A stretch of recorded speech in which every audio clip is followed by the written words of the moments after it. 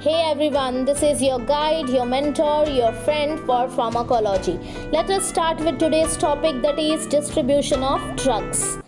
In last lecture we saw absorption of drugs, that was A from ADME. Now it is D, that is distribution of drugs from ADME, that is A and D. Then we will be moving to metabolism, that is M, and excretion E. So in this way we are going to cover our four phenomena of pharmacokinetics. Let us start with the topic, that is distribution of drug. So as you can see the graph over here, please pay attention to the graph. This is log plasma concentration on the y-axis, and on x-axis we have time after dose. That is, as the time is increasing, you can see the distribution phase of plasma concentration, that is being shown as decreasing, and finally it will reach elimination phase. Now we are not going to see elimination phase now, we are just going to see the distribution phase.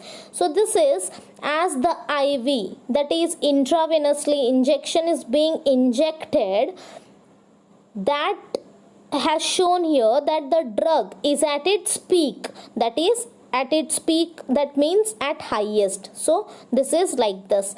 When the time goes on, it goes on decreasing. The drug concentration goes on decreasing. Where? In plasma. So that means plasma concentration, that we are going to see in detail in the next slide. What is plasma and what is its plasma concentration? So the compound needs to be carried to its effector site, and that is via bloodstream. So this is all about distribution. Just the absorbed drug is to be carried to the effector site via bloodstream. Now in blood we have RBCs, WBCs, platelets, plasma, all these things.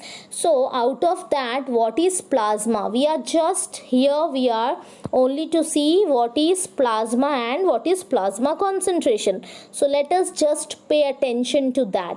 Now in simple term, plasma is the clear straw colored liquid portion of blood that remains after when RBCs, WBCs, platelets and other cellular components are being removed.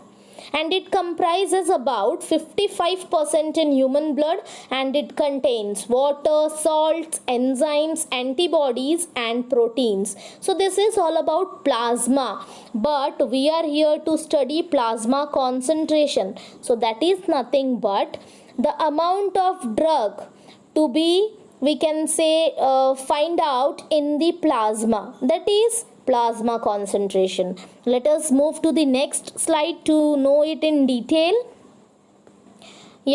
Plasma concentration. So here it is.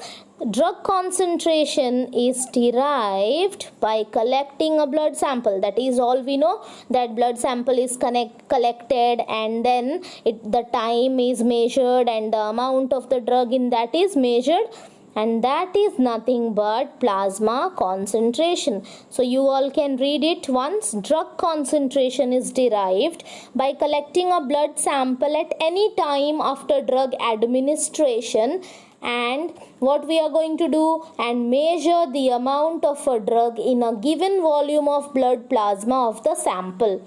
And after that, whatever blood plasma concentration we are getting in that sample is nothing but plasma concentration. You can take a screenshot of this slide and you can study.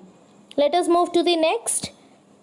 Physiological barriers to drug distribution. As we saw in first lecture about various we can say mechanisms for drug passage, in the same way here it is for distribution. But this has a very good function for our human body. This is blood-brain barrier. The first one is BBB, that is blood-brain barrier. Now, number 1 diagram is about capillary in general, other body capillaries this is.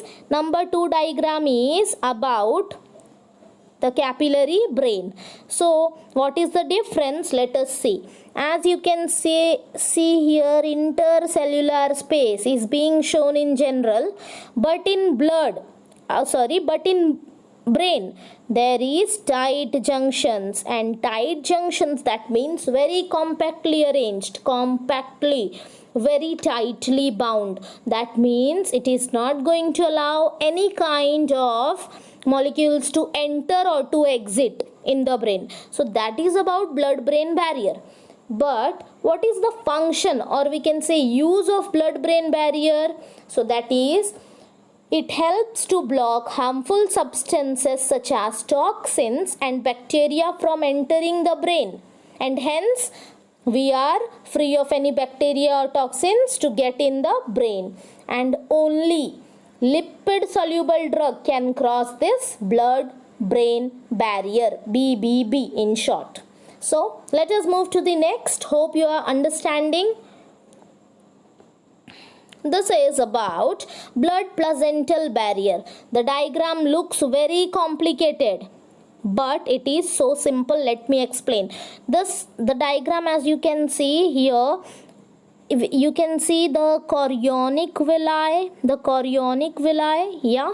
So this chorionic villi is acting like a barrier, we can say. Now this villi has been shown here. This is magnified image of that villi. This is magnified image of villi. Now here, as you can see, in red color fetal circulation, and here in orange color maternal circulation. As it is very clearly given that only oxygen and nutrients could enter, and here fetal circulation, carbon dioxide and waste product is coming in the maternal circulation, so that that could pass through body of the mother. So here this where it is, yeah, in endothelial cells, all these cells, now the apical membrane, all these are acting as together as placental barrier. This blue colored, we can say, this is acting as a barrier between maternal and fetal. So this is maternal and fetal, and this blue colored, all the cells here, endothelial, cytotrophoblast, then apical membrane, basal membrane, then syncytotrophoblast, all these are acting as placental barrier. Now again, what is the function? It is same like blood brain. It is bacteria can't cross the PCB, so that the baby is safe, but viruses can enter. Some kind of viruses can cross this, so that is exceptional.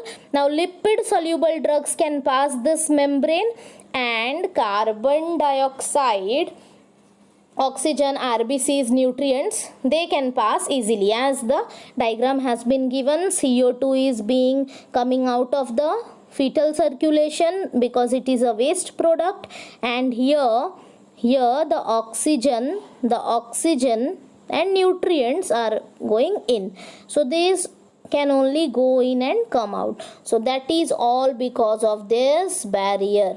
The villi has been magnified and shown over here. This is villi. So let us move to the next now. Third barrier, that is blood testis barrier. Now again the function, and this is located in the base of seminiferous tubule in the male reproductive organ. Now as you can see, it is very minute, but we can make it out where it is here. Blood testis barrier tight junctions. Here, as you can see, there are no spaces. Here also there are no spaces here.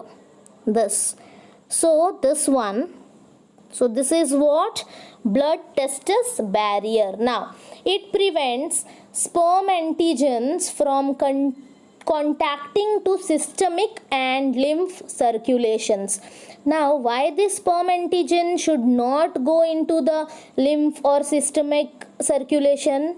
In order to prevent the It prevents what? Immune responses. And for that, this antigen, that is sperm antigen, should not enter the systemic or lymphatic circulation. Otherwise there are chances it might get killed by our own antibodies of the body. So that is about the blood-testis barrier. And fat soluble drugs can cross the barrier. In each and every barrier, only one point is common, that lipid soluble, fat soluble drugs can only cross the barrier. Otherwise, it is very, we can say, useful. And for that purpose only these barriers are present, in order to protect our vital, we can say, organs or the vital functions going on in the body. So this is all about distribution. Hope you understood. In next lecture, we are going to see or deal with metabolism and excretion both together. Till then, study hard and please keep in mind all the points. Thank you.